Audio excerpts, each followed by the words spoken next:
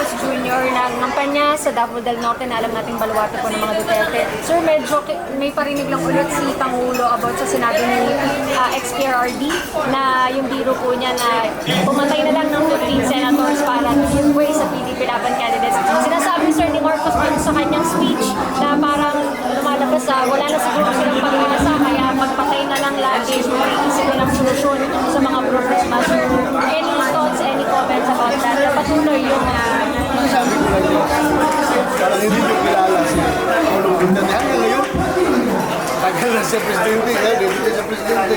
Hanggang ngayon, yung mga biro niya gano'n, big deal pa rin sa inyo.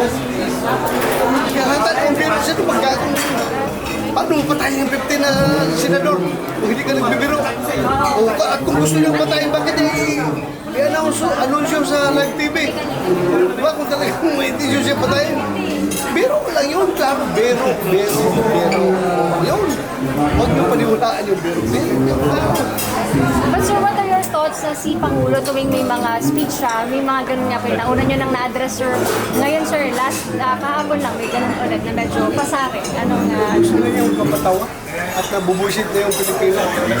Gusto na yung patawahin yung Pilipino. Busit na sa buhay yung Pilipino. Kaya gusto yung patawanin sa mga ganong klaseng biro. Eh, sa amin yung biro na yan, nagpapatawa lang yan. Kasi kung totoo bang gusto pumatay ng sino bang gagong makapatay ng 15 na senador? Paano mo gawin yan? At kung gusto mong pumatay, bakit mo i-announce dyan sa live TV? Yung patayin. Nagpapatawa ang tayo. Nagpapatawa. Alam nyo yan. Parang hindi nyo kilala. Sir, last on my part, sinimulan na nga po ng alyansa yung kanilang Visayas sa Mindanao. Like, sir, bilang isang Mindanaoan sa ngayon ba, sir, kampante po na solido pa rin ang boto ng Mindanao para sa PDP Laban? Kaya na lang natin yung eleksyon. Kasi kami naman ay umatako, lima. So we are offering our services to the people. Kung manalo, kaya sa amin, we are not